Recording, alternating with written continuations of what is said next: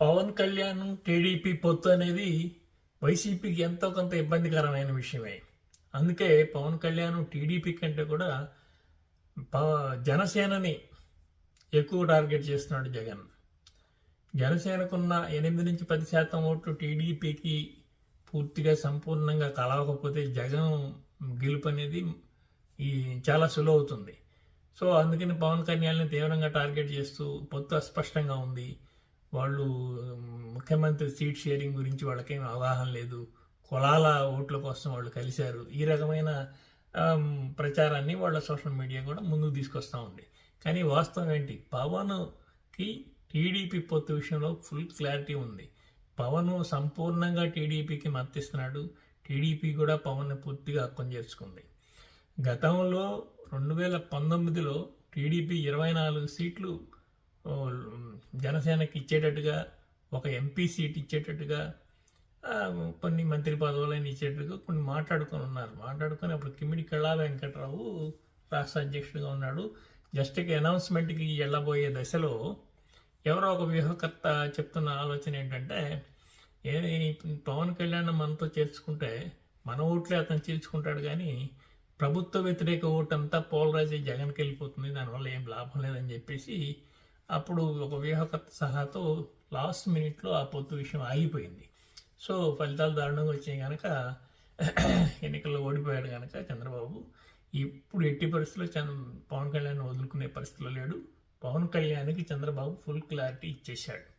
ఎన్ని ఎంపీ సీట్లు ఇస్తాడు, ఎన్ని ఎమ్మెల్యే సీట్లు ఇస్తారు, ఎన్ని మంత్రి పదవులు ఇస్తారు, బహుశా మంత్రి పదవుల శాఖలు చెప్పి ఉండకపోవచ్చు, బట్ ఎన్ని ఇస్తారనేది ఫుల్ క్లారిటీ ఇచ్చాడు.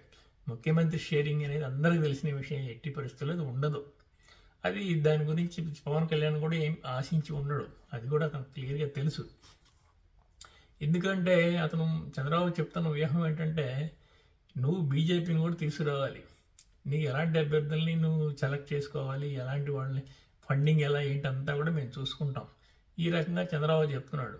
ఇప్పుడు మనం బయలుదేరి జగన్ కనుక ఓడిస్తే జగన్ పార్టీలో ఉన్న వాళ్ళంతా కూడా ఓటమి పాలైన పార్టీలో ఉండరు, ఎంతో కొంతమంది తిరిగి జనసేనలోకి వస్తారు, వాళ్ళని నువ్వు కలుపుకొని పార్టీని బలోపేతం చేసుకోవచ్చు అని ఒక ఎంకరేజింగ్గా అతను చెప్పాడు. పవన్ కళ్యాణ్ ఆలోచన కూడా ఎలా ఉందంటే, బీజేపీ వాళ్ళు ఏమంటున్నారు, నువ్వు తెలుగుదేశం వైపు వెళ్ళకు, తెలుగుదేశం బలహీనంగా ఉంది, జగన్ బలంగా ఉన్నాడు, నువ్వు మా వైపు వస్తే నిన్ను ఒక ముఖ్యమంత్రి అభ్యర్థిగా మేము ప్రొజెక్ట్ చేస్తాం. ఇప్పుడు జగన్ అయితే ఓడించలేము, జగన్ గెలుస్తాడు. ఈ ఎన్నికల తర్వాత మనం నెక్స్ట్ వచ్చే ఎన్నికల్లో జగన్కి యాంటీ ఇన్కంబెన్సీ పెరిగిపోతుంది, 2 టర్మ్స్ ఉన్నాడు కనుక. అప్పుడు మనం తెలుగుదేశం ఆ పార్టీకి బలహీనం అయిపోతుంది, మనకు ఎక్కువ స్పేస్ వస్తుంది, నువ్వు సీఎం అభ్యర్థిగా నువ్వు లైవ్లో ఉంటావు అని ఇప్పుడు వాళ్ళు చెప్తున్నారు. అయితే పవన్ కళ్యాణ్ ఏం ఆలోచిస్తున్నారు, ఒక్క సీటు కూడా ఇంతవరకు గెలవలేకపోయాడు.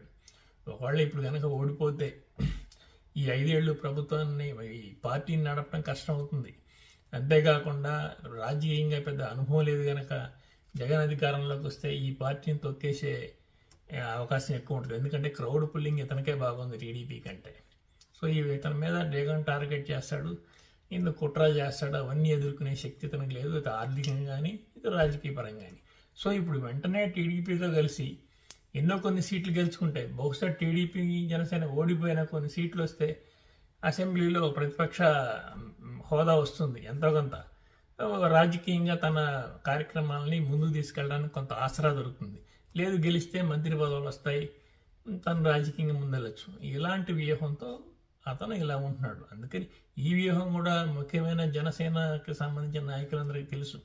అందుకనే రాయపాటి అరుణ కౌంటర్గా కొన్ని వ్యాఖ్యలు కూడా చేసింది. ప్రతి వాళ్ళు ఎందుకు ముఖ్యమంత్రి పదవి అడగాలి, ముఖ్యమంత్రి లేకపోతే ఎందుకు పోతుందని అంటున్నారు, మనకి సీట్లు లేకుండా ముఖ్యమంత్రి అలా ఇస్తారని గట్టిగానే కౌంటర్ ఇచ్చింది. ఎందుకంటే ఎవరైతే ఇలా అడుగుతున్నారో వాళ్ళంతా వైసీపీ రెచ్చగొట్టిన వ్యక్తులే తప్ప జనసేనలో ఉన్న వాళ్ళు కాదు.